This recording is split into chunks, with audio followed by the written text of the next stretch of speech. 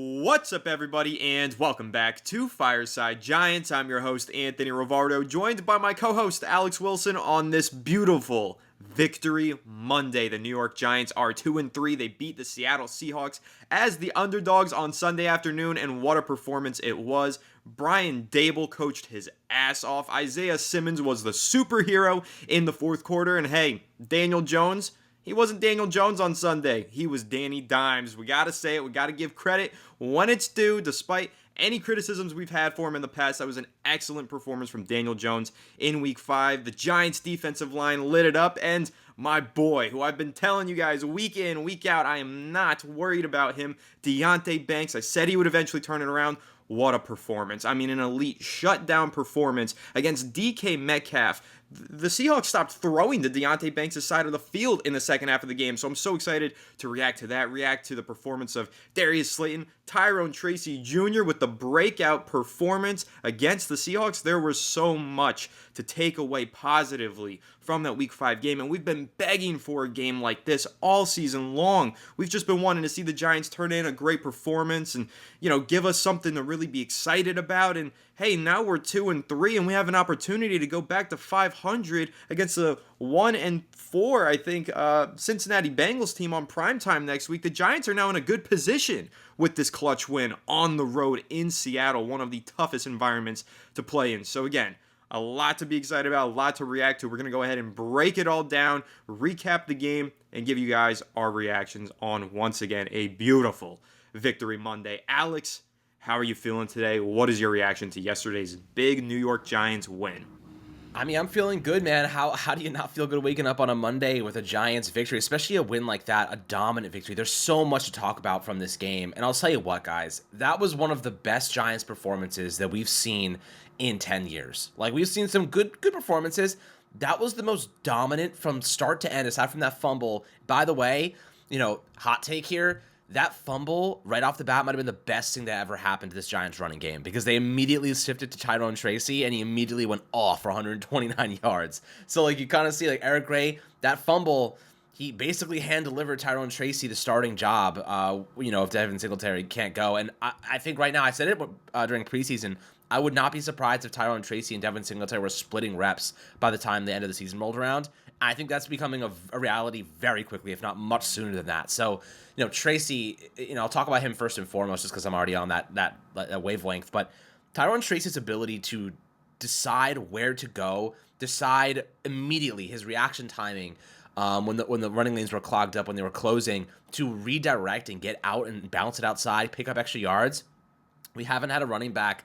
I mean, Saquon obviously was capable of it, but sometimes Saquon would dance. He would dance, get a little too shifty. Tyrone Tracy, you see him when he decides, he immediately, just executes. And he was able to pick up so many yards after, initial contact as well. I think he led college football last year with 4.44 yards after contact. He's bringing that to the Giants. And keep in mind, guys, they have barely gotten him involved in the receiving game so far. And he is a receiver transitioned to a running back. He's got a lot of legs left at his disposal just because he has so low tread on those tires.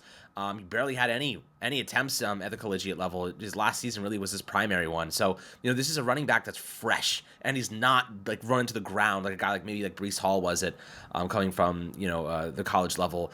This is a guy who really is just at the beginning of his career as a running back, and it's really beautiful to see how decisive he is as a runner, the ability to shimmy free and shake loose and, pick up the extra yards and make good decisions. I'm really, really, really excited to see how he continues to develop here.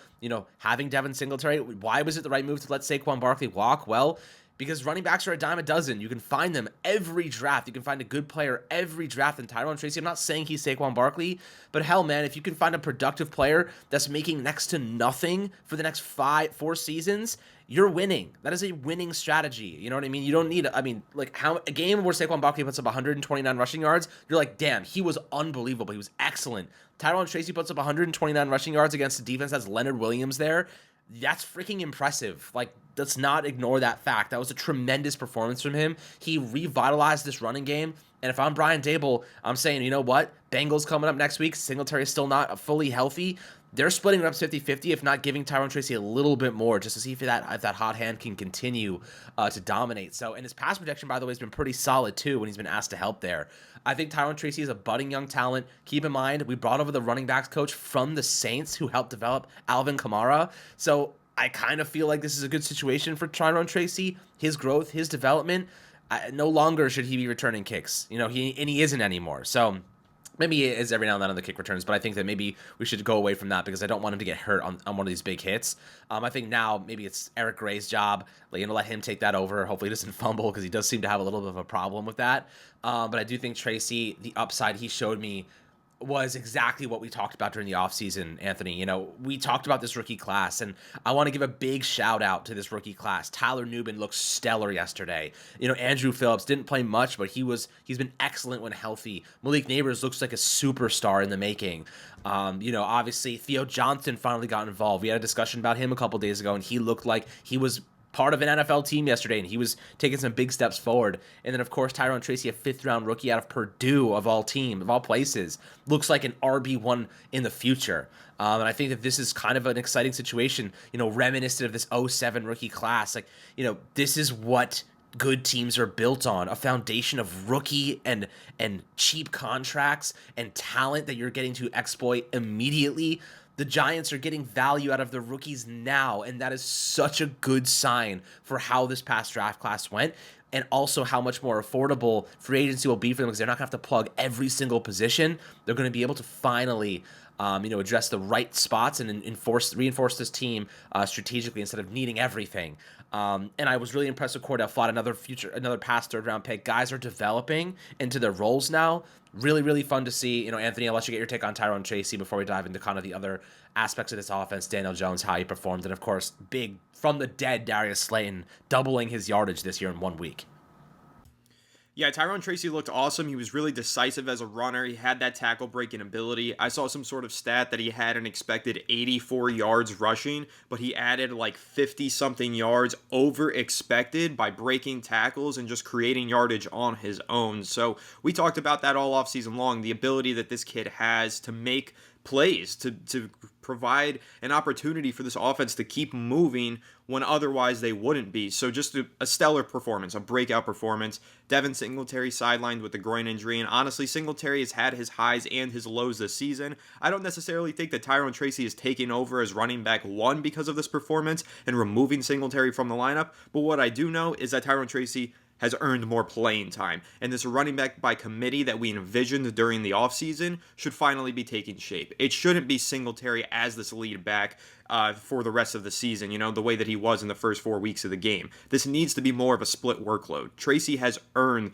the right to continue to play, and to play a high volume of snaps at that. So you're right. Phenomenal rookie class. I've been super impressed with everybody. Obviously, Malik Neighbors, superstar in the making, like you said, but Tyrone Tracy now bursting onto the scene. Theo Johnson had some solid moments, and what I said about Theo Johnson recently was he's not running routes and making plays in the receiving game at an NFL level just yet, but it's going to take time. He was a fourth-round pick. He was coming off of an injury in the training camp time period, so you knew that it was going to take him a while to catch on, but if you were watching the film and watching the game a little bit more closely through those first 4 weeks, he was running a lot of routes to clear out space for Neighbors and other receivers and doing his job at a particularly high level in that regard off the football. So he has been playing good football. He just hasn't been getting the receptions and boosting his PFF grade and stuff like that because of those things, but he's been doing his job and he's been doing it well. And then he finally got rewarded for it in this week 5 performance, 5 catches, 48 yards, a very solid performance from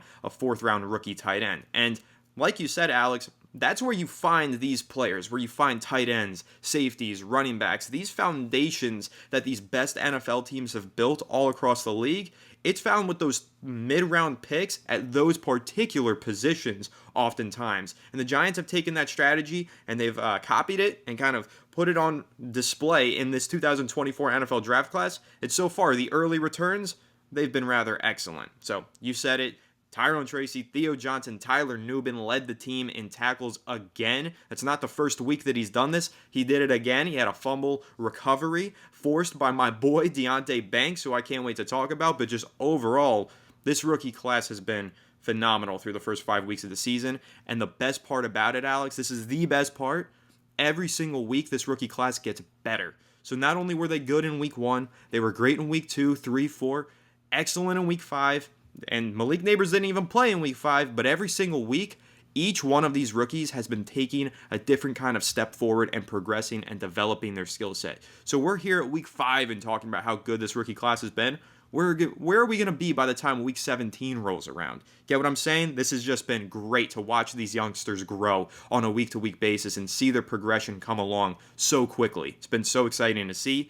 And man, it does give you hope that the future is bright for this New York Giants team and that we are headed in the right direction. Wins like this, where the head coach turns in an excellent performance, where the quarterback looks good, where the receivers look good, where the rookies look excellent, those are the wins. The wins like yesterday are the ones that give you hope for the future and tell you that this team might just be on the right track. And talking about that offense and talking about that good performance from the quarterback, hell, I'm going to do it, guys. I'm going to say it was a great performance from Daniel Jones. I did it. I said it.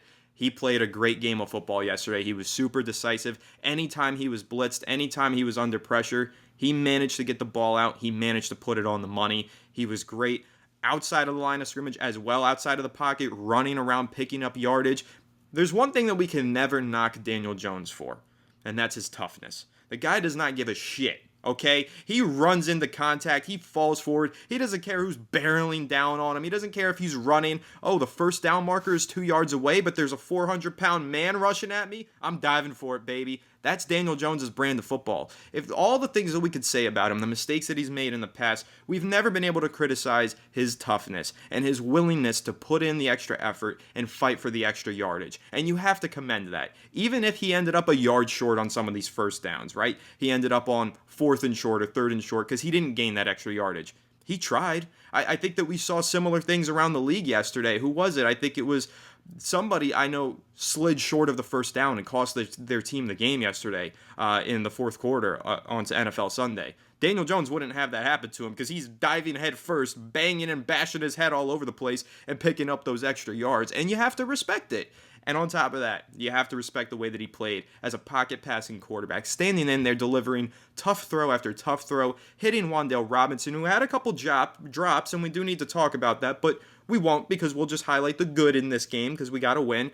But also, man, we've criticized Daniel Jones a lot this season for his inability to hit the deep ball, and those criticisms were justified. I think he was 2 for 15 on 20-plus yard passes going into this game.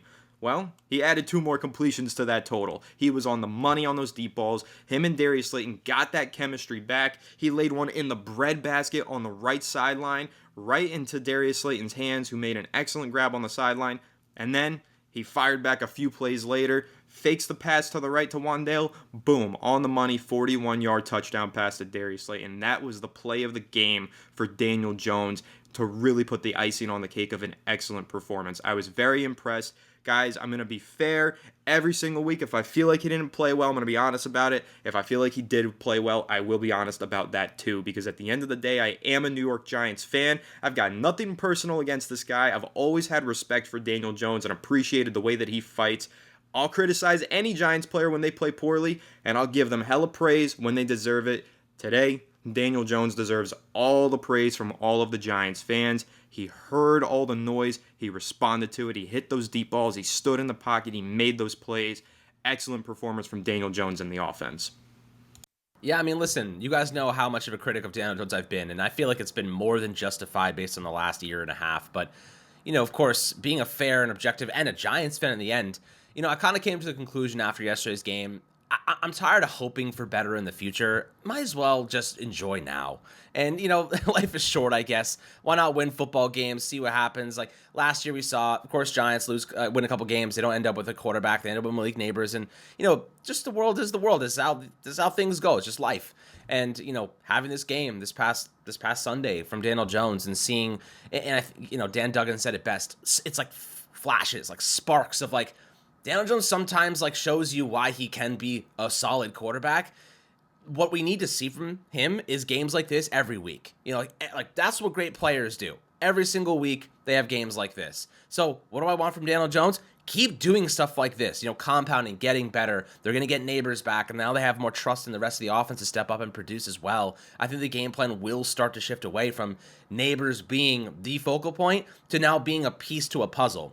And it wasn't sustainable, Anthony, to feed Neighbors the way they were. He got injured because of how much they leaned on him. So, I think that now they trust Darius Slayton again. They trust Wandale. They're getting him the ball more frequently. They trust Tyrone Tracy. Theo Johnson's gaining more trust too. I think this entire offense is getting a little bit more in sync, and Daniel Jones has been that kind of consistent factor over the past couple weeks. And his performance yesterday, we criticized the deep ball until he was able to hit on some of those shots. This offense was not going to be explosive, and those shots changed the course of this game. They changed the momentum of this game. That shot to Darius Slayton was an absolute dime. The touchdown was an absolute dime. I know Brian Dibble said he actually, I think that was a secondary read on the big one. So I think that you're seeing Daniel Jones get a little bit more comfortable in this offense. And, by the way, big shout out to the offensive line.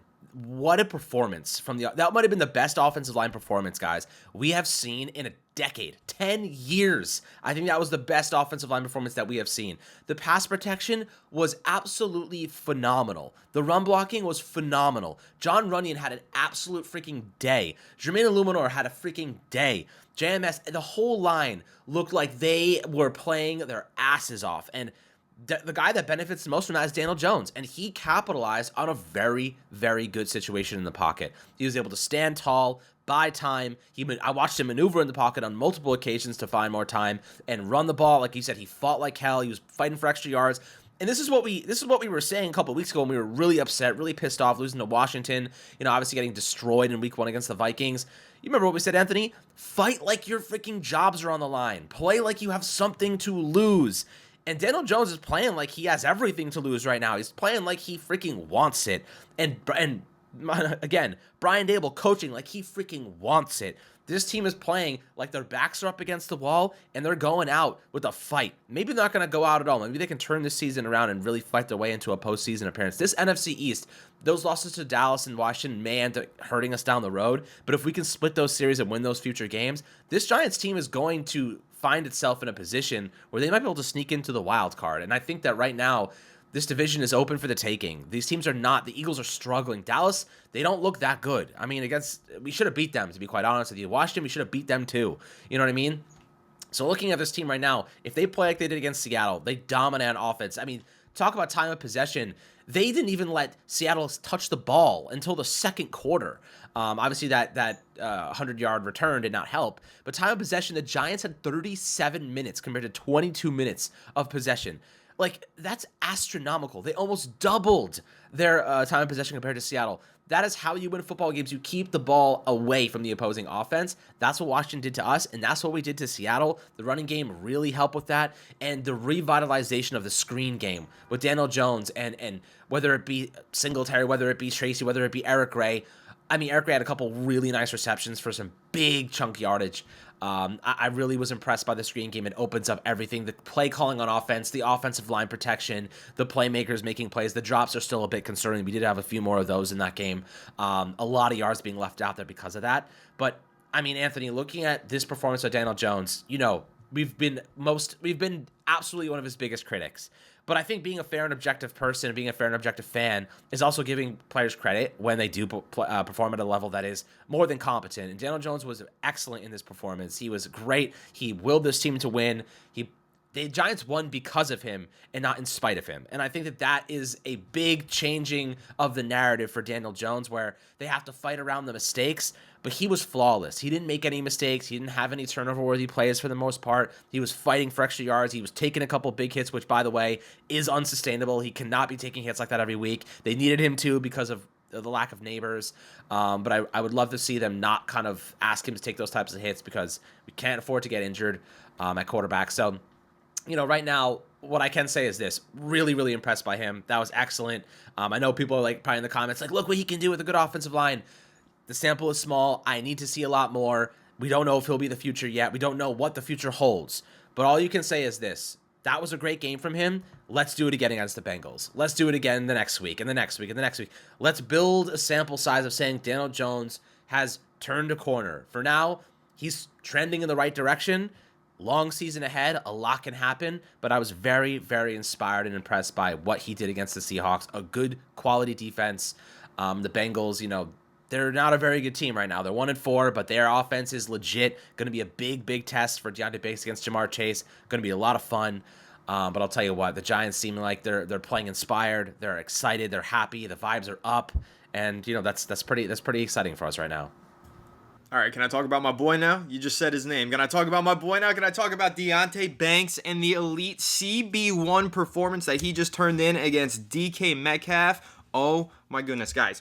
I've been waiting to talk about this. Ever since the game concluded yesterday, I've been scratching at my arms, itching to talk about Deontay Banks on the Fireside Giants podcast. Because what have I been saying for the last 4 weeks, Alex? I've been saying that Deontay Banks has been right there to make these plays. His coverage has been tight, and he's been going up against some of the best wide receivers in the NFL week in and week out. It's been a gauntlet for him. And hey, that's what you sign up for. When you are a team's number one cornerback, you sign up to go up against the best of the best every single week. And the number one thing that you can't do when going up against the best of the best every single week and being a CB1, you can't let your confidence waver. And that's one thing that I can say about Deontay Banks. His confidence never wavered. He was going up against these guys. You're talking Amari Cooper. You're talking Justin Jefferson, Terry McLaurin every single week, and he still played with that chip on his shoulder. He still played with the confidence, like he was the best player on the football field, even though he was far from it.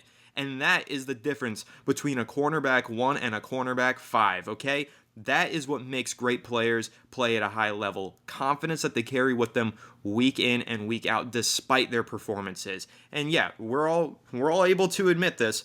Deontay Banks' performances in the first 4 weeks, he left a lot on the table, left a lot to be desired. But as I said, if you watch the game closely, a lot of these receptions that he was giving up, I mean, he was inches away from not giving them up. He was so close to making pass breakups. The ball skills were the only question mark because the coverage was there and it was tight. And that's the toughest part of playing cornerback, playing tight coverage. The toughest thing that you can do as a cover cornerback is be right there on these reception attempts for the wide receivers. He has that part down. He's been right there. Now it's just about getting the ball skills there. And in week 5, well, he got the ball skills there. 3 pass breakups from Deontay Banks, a forced fumble, punching the ball out of DK Metcalf, the walking human muscle that DK Metcalf is. You know how hard it is to rip the ball out of his hands? Well, guys, like I said, actually in our game preview, Alex, if there is a cornerback that matches up physically with DK Metcalf, it's Deontay Banks,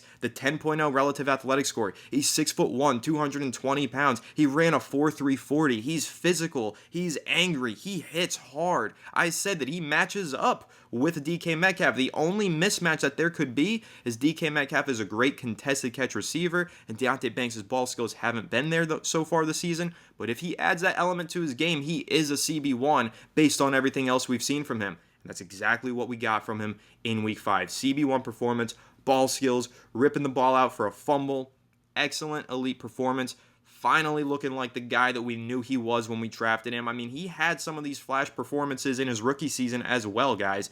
And this is the biggest reminder for any Giants fan that still might not be confident in Deontay Banks. And I get it, we got to see more consistency, but this is the factor. 20 games played. This is only the 20th game that he's played in his NFL career. This kid is still getting his legs underneath him. He's still learning the NFL game. He's gone up against some of the toughest wide receiver matchups in the NFL week in and week out for 20 straight games, and that's all he has as a sample size under his belt. Patience is a virtue, and patience is necessary when you're talking about the development of a young 23-year-old cornerback going up against players like DK Metcalf, CeeDee Lamb, and Justin Jefferson every single week. And I told you guys, he will turn the corner.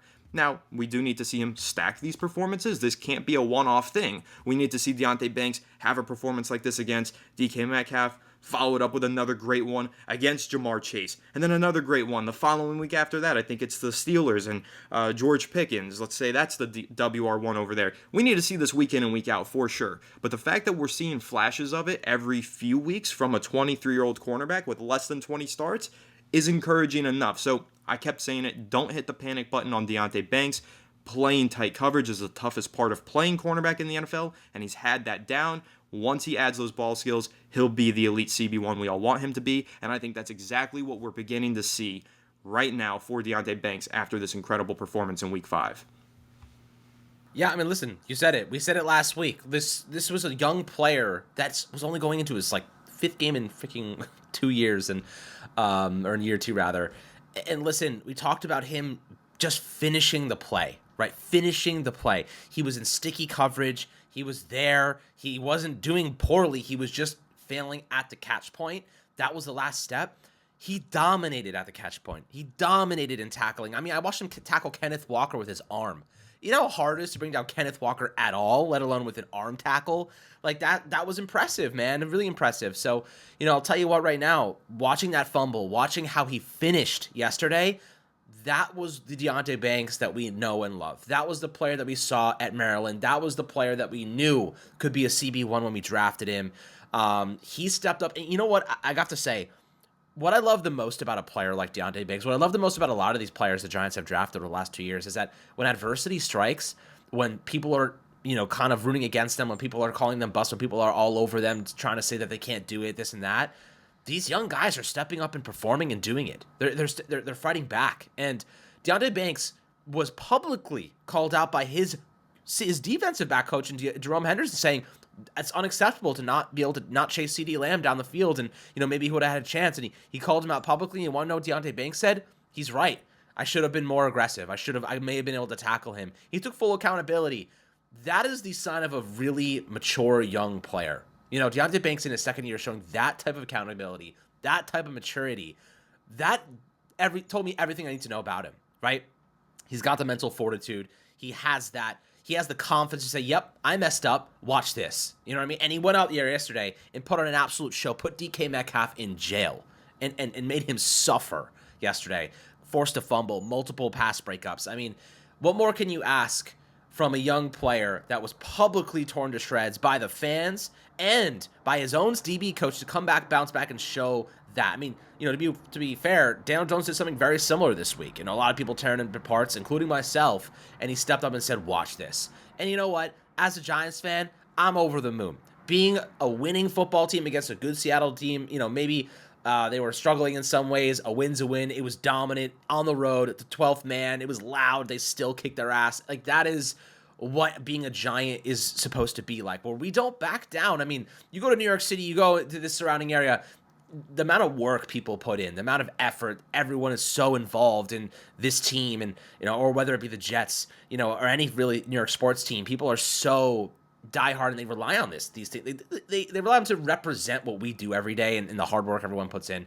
And the Giants did their job yesterday. They went out there and they fought, they worked hard, they looked disciplined, and they proved that they deserve to be a team of this city, a team of this fan base. And that's all you can really ask for. That's all you can really hope for. And I'll tell you what, week 1 to week 5, different football team, right? Brian Dable's play calling has been excellent. The defense has been excellent. Shane Bowen is doing an excellent job. Dexter Lawrence, I mean, God, watching him play is an absolute privilege. Brian Burns has been solid. I even saw Kayvon Thibodeau have a couple of nice plays yesterday. Maybe one of the more unsung heroes of this defense is Bobby Okereke, one of the leaders there. His name doesn't get called very much, but he's such a great asset to this team and a leader in that trench, rather at the middle linebacker position. So, looking at our rookies, Tyler Nubin, I mean, just solid performance so far. I think his growth is going to be steady and progressive. Looking at Cordell Flott, wow, he's stepped up and been a really nice piece for the secondary. Third-year guy out of LSU. Didn't get much time in spring, or rather summer, to get much action because of the injury, but he's bounced back and looked really solid.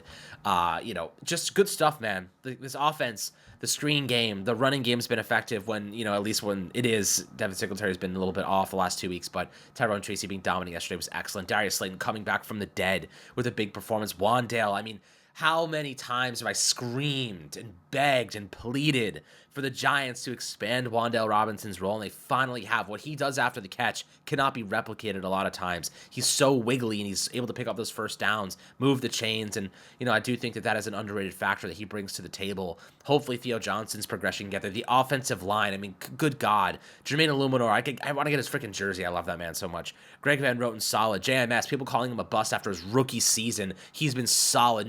When nobody says your name on the offensive line, you're kicking ass, and nobody is even talking talking about John Michael Schmitz right now because they know he's kicking ass. And of course, John Runyan, what an acquisition. And I called it months ago when they made this signing. People were like, what the hell? He was playing out of position. He's finally back at left guard. He's putting an absolute freaking show on. And Andrew Thomas being our freaking left tackle. I mean, this team has a lot of core linchpin pieces. They have a nice foundation built.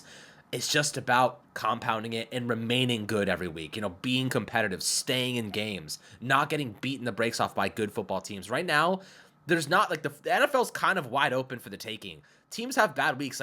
Houston just lost to the Bills. And they squandered a 20-point lead to the Bills. Teams every week are beatable right now. The Giants can win any game. They just have to play like they did against Seattle, and they can stay in these games and stay in these contests and be competitive. And the coaching has taken such a big step forward, Anthony. I mean, that's really the most impressive thing to me. The players are buying in. The coaching has been solid. And at this point, how much has the narrative changed for you? We went from the coaching staff being on the brinks of mass firing to now I think maybe safe for next year, if not definitely safe for next year. Because, it's a long season. A lot can change. But, wow, this is going back and forth. They're on the hot seat. They're not on the hot seat. They're on the hot seat. They're not on the hot seat. Right now, from what I'm seeing, they look like they deserve another year. But, again, long season, a lot of football left to play. Hopefully they can prove it even further.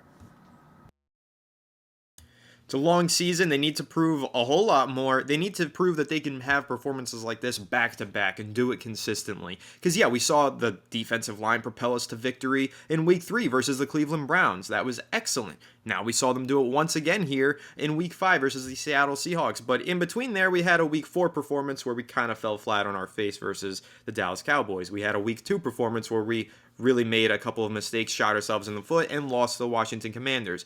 The little things need to be ironed out, and that's going to be the key for this Giants team. If they want to be competitive, if they want to make a playoff push towards the end of the year, performances like this, they can't be an anomaly. They have to be the golden standard. They have to be regular for this Giants team. So now we're going into another winnable game on primetime versus the Cincinnati Bengals. Got to find a way to play like you did this past week and get another win.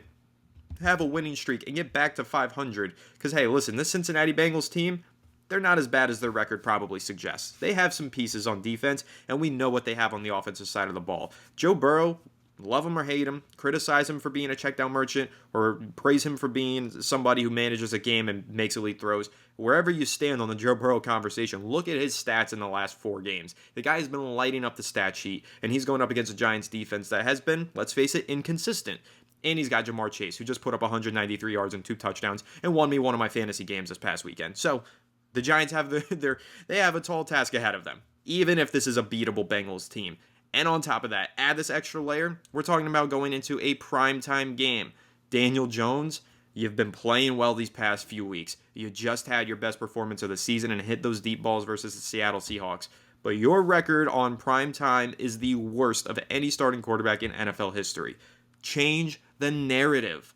Have 2 performances back to back. Put in another great game on primetime this time versus the Bengals and lead your team to the win. Watch the entirety of this fan base rally behind you, because it's going to happen if Daniel Jones plays well in this primetime game versus the Bengals. Because again, we're talking about an opportunity for the Giants to get to 500, to get back in this playoff race. Seriously, that's where the Giants are. They win this game next Sunday, they're back in the playoff race. We're talking about this team being, hey, maybe they can make a run, but it's only going to start and end with a win on prime time and a great performance from Daniel Jones. It's got to happen. We need it to happen. And hey, I'll say it.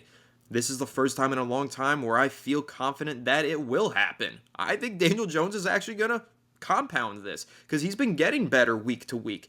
And I know maybe you guys are going to be shocked to hear me say that, but I'm bringing this optimism on this Victory Monday. The way that he played yesterday, I feel like it's been something that he's been building towards over the past few weeks because we've been saying it. He is improving. He's just not hitting those deep balls. He's just not doing this. There were a few small things that he still needed to iron out. He ironed them out in Week 5. And if he continues to iron them out, makes this a smooth sheet, man, we're talking about some more wins throughout the rest of the season. And we're hoping that this Giants team will scamper into the postseason. Now, a couple of last notes before we wrap this thing, Alex. I just got to give another shout out to the defensive line. I went at length about the rookies, went at length about Daniel Jones, the playmakers. Deontay Banks, obviously I gave him a few minutes of praise. Defensive line. Dexter Lawrence is Defensive Player of the Year right now. Like, seriously. 3 sacks yesterday. He was completely dominant. He gets doubled, triple teamed almost every single play. Still winds up with 7 pressures a game somehow. Still winds up with 3 sacks against the Seattle Seahawks. The guy is a mutant. And when we made that video last week talking about Giants fans being stupid for wanting to trade him, this is what we were talking about. How stupid can you be to have a player like this and not want him on your team actively? To actively want to trade him away for assets in the draft. Get out of here, man. Dexter Lawrence is literally on a Hall of Fame trajectory. Watch the way this guy plays football. He's dominant, but it's not just him. It's the rest of these defensive linemen as well. Alex, DJ Davidson had 2 sacks yesterday. Career performance from the boy. All right, let's give him the shout out and the praise because not enough people are. And also let's give the shout out and the praise to Brian Burns. Play by play. Don't look at him game by game and say, oh, well, he didn't have a sack in this game. Oh, his pressure total wasn't that high. Look at him play by play in what he's doing because he's actually very consistent and disruptive on a play by play basis. And he showed that again yesterday. Had that clutch sack in the 4th quarter and really just turned in another excellent performance. And do the same thing for Kayvon Thibodeau. Watch the game and watch him play by play and the way that he's starting to figure out how to set up offensive linemen with his pass rush moves and bring counters later in the game. Watch it closely and watch what he's doing against the run as well. These 3 defensive linemen, these 3 pass rushers that we've been so excited for, it's taking shape. It takes time because you got to set certain things up and you got to add it layer by layer and piece by piece. But now we're in week 5 and we're seeing all 3 of these guys show up on the stat sheet and make disruptive plays and have great performances. It takes time, but it happens for these teams. And the more and more they play together, the better and better they're going to get. And we finally saw what we have been hoping and dreaming for in that week 5 performance with this defensive line. Excellent performance from those 3 and everybody else. DJ Davidson as well. Rakeem Nunez-Roche's even had some great performance or great plays in this performance. So overall, just unbelievable game from the defensive line for the Giants. Alex, I know you're excited about it. Let me hear what you think. Guys, I mean, we recorded an episode last week about the Dexter Lawrence kind of BS, and we put it to bed really quickly. Trading Dexter Lawrence is how you ruin people from being fans of a team. Would the Rams ever have traded Aaron Donald? No. Why? Because Aaron Donald was capable of changing the course of a game in a blink of an eye. You do not trade players like that in their prime. Guys, Dexter Lawrence is on one of the best contracts that we have in not just the Giants, but in football. Do you have any idea how fortunate we are that Dexter Lawrence is on a contract? What is it? 5 years, 80-something million? Something like this. 4 years, $87.5 million.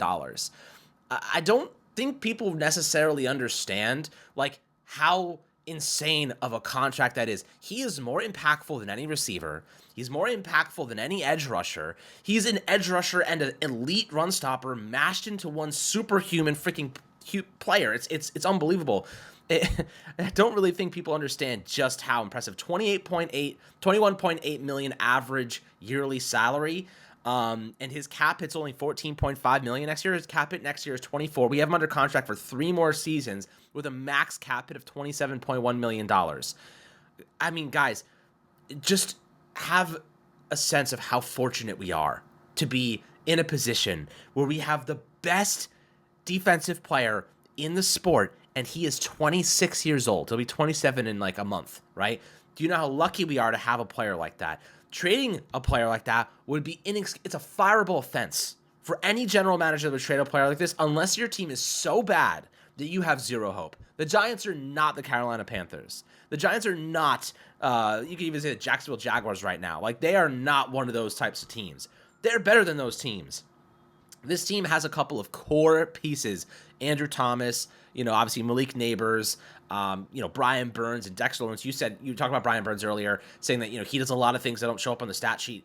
Well, he had a lot that showed up on the stat sheet yesterday, guys. He had 6 pressures. He was unbelievable. I mean, I thought this was a great acquisition for the Giants, and it's turning out that he is doing a lot for this team.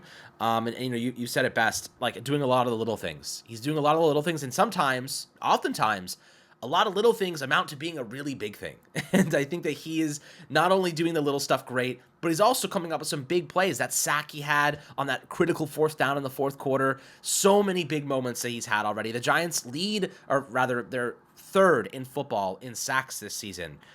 Dexter Lawrence has 8 or 9 sacks already over 5 weeks. He is going to win the best Defensive Player of the Year award. Like, he is going to be an all-pro. He's going to be coined one of the best players in the NFL when all is said and done.